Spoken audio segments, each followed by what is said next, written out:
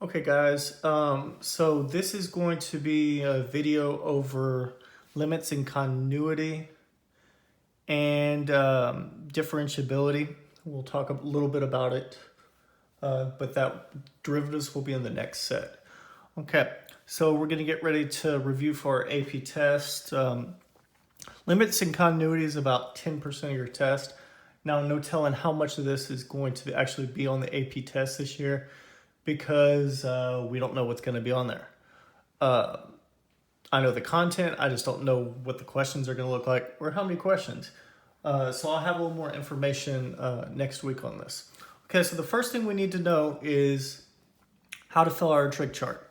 So remember, we go 0, pi over 6, pi over 4, pi over 3, and pi over 2. Our sign column is 0. Square root of 1 over 2 is 1/2. Square root of 2 over 2. Square root of 3 over 2. And 1. The cosine column, we reverse the order. It goes 1, square root of 3 over 2, square root of 2 over 2, 1/2, and 0. Now, remember, tangent is sine over cosine, so it goes 0, square root of 3 over 3, 1, square root of 3, and then undefined. Cotangent, we're going to reverse the order, undefined, square root of 3, 1, square root of 3 over 3, and 0. Now, secant is reciprocal of cosine. So we're going to flip the cosine column, reciprocate it. So it's 1, 2 square roots of 3 over 3, square root of 2, 2, and then if I flip a 0, it goes to undefined. And then the cosecant column, we're going to reverse the order. So undefined, 2, square root of 2, 2 square roots of 3, over 3, and 1. Sorry, I keep hitting my camera. Okay, so as far as trig identities that you need to know your reciprocal identities. And things like sine squared plus cosine squared is equal to 1. Tangent squared plus 1 is equal to secant squared. And cotangent squared plus 1 is equal to cosecant squared. Now, I don't know where you're going to use that, but you still need to know that. Have it in your back pocket. So the main focus of this lesson is going to be limits.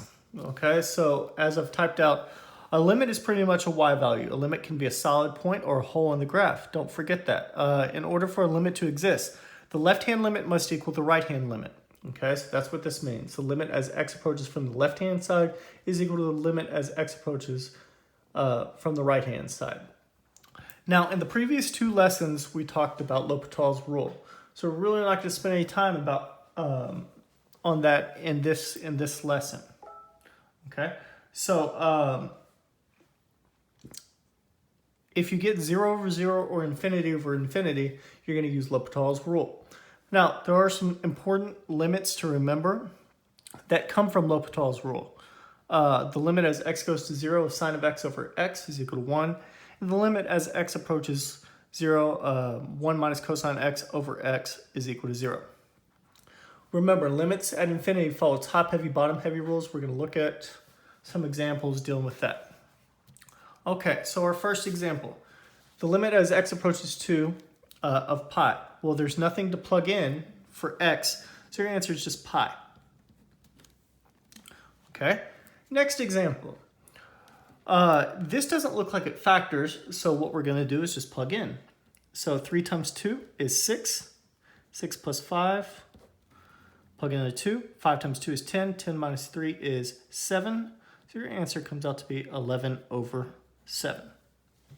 Okay? Remember what I've taught you is if it looks like it factors, try and factor it. Okay? Next page.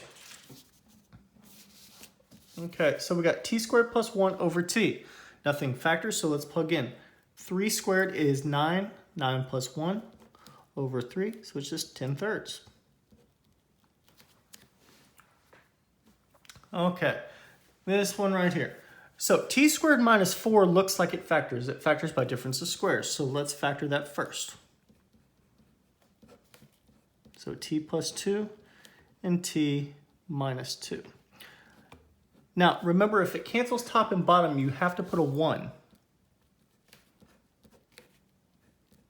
And that's something y'all messed up on your test whenever we took this test. Okay, so we're going to plug in a -2. -2 minus 2 is a -4, so this comes out to be a -1/4. Okay, plugging in a 10 here. 2 times 10 is 20. 20 minus 5 is 15. Okay, those are pretty easy. X squared plus 2x plus 1. Okay, so that should factor to x plus 1 times x plus 1, but it's not going to cancel with anything. Okay, so if I plug in a 1 from the minus side, 1 plus 2 plus 1 all over 1 minus 1. Okay, now since I'm coming from the the negative side, we're gonna, if I was to plug in a 1, you'd get a 0, right? You get 4 over 0. Now, since I'm coming from the negative side of this, okay, so I'm going to pick a number a little bit less than 1, like 0.9, okay? If I was to plug in a 0.9 right here, this would go to positive on top. This would be a positive 4 on top. This would be a negative on bottom. 0.9 minus 1 is a negative 0.1.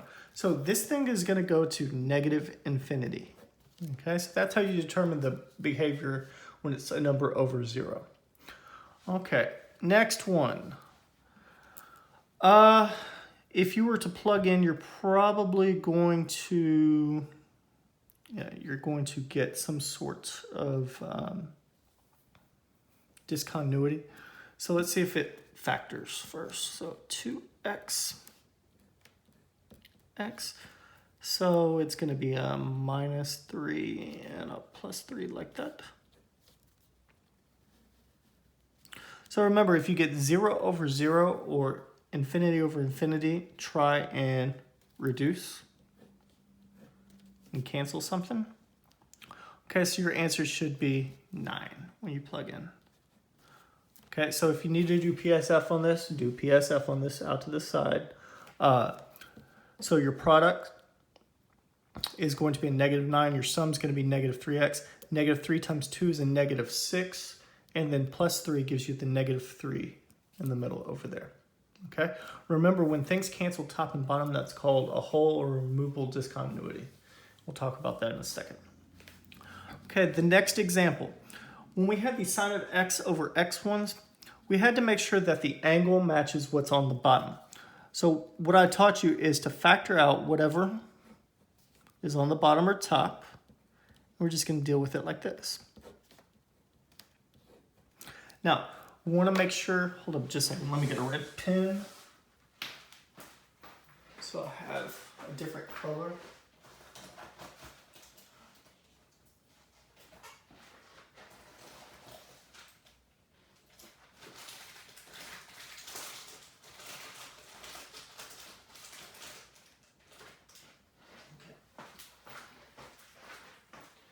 Sorry about that.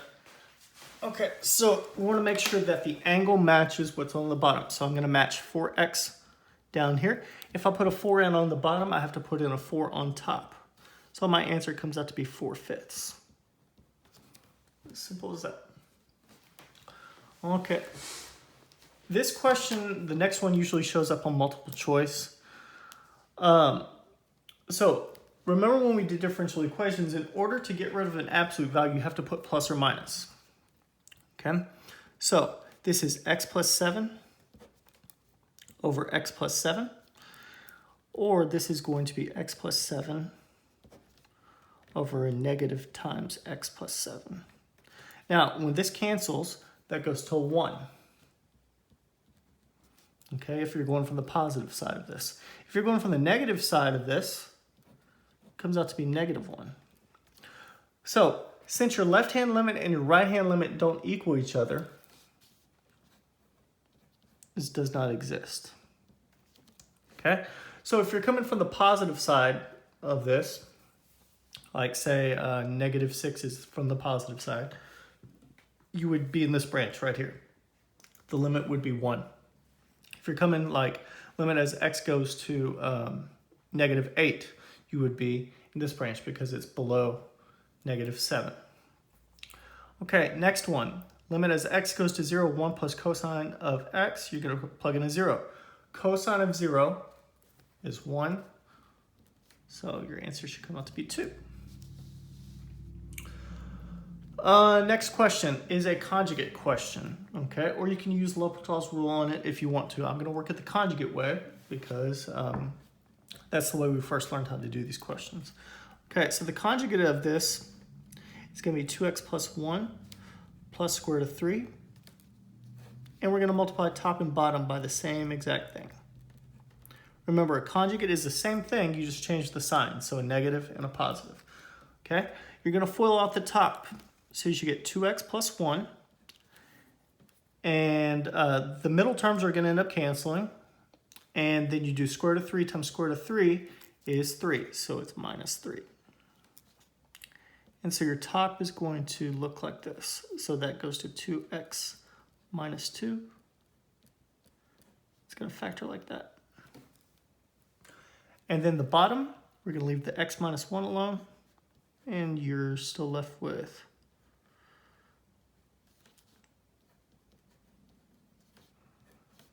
that. And the x minus 1s will end up canceling. So the whole goal is to be able to remove that x minus 1 from the equation. Okay, so now we're going to plug in our limit, our 1. So plug in a 1 here. 2 times 1 is 2. 2 plus 1 is 3. Square root of 3 plus square root of 3 is 2 square roots of 3. And the 2's will end up canceling, so it's 1 over square root of 3. Okay? Now, as we're going through and doing limits, you have to pay attention to what your limit's going to. If you're going to infinity, they have different rules. So in the next one, our limits and infinity rules, we circled the highest power on top, highest power on bottom. We can tell from this is going to be bottom heavy. So, it's going to be top heavy. X cubed is greater than x squared, so it's going to be top heavy. So I'm going to write top heavy out to the side. And what we did is it's going to go to a negative x. And so this thing is going to go to negative infinity. Okay? And you can confirm this. Hold on, just let me double check real quick on my calculator.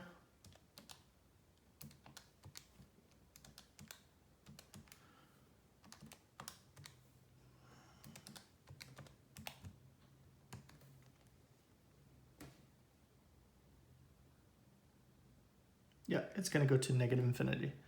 Okay, and you can always graph this function right here and see what it's going to as it goes all the way out to the right or to the left. Okay, the next one, highest power on top, highest power on bottom. This is bottom heavy because x cubed is greater than x squared, so it's going to go to 0. And then when they're the same power, top and bottom, like the next example, we're going to divide the leading coefficients. So this is going to approach 4. That's it for that page. Now, we're going to talk about continuity in the next few pages. But I'm going to go ahead and stop the video so we have short videos that you can watch as you go. Okay, so bear with me and we'll come back in just a second.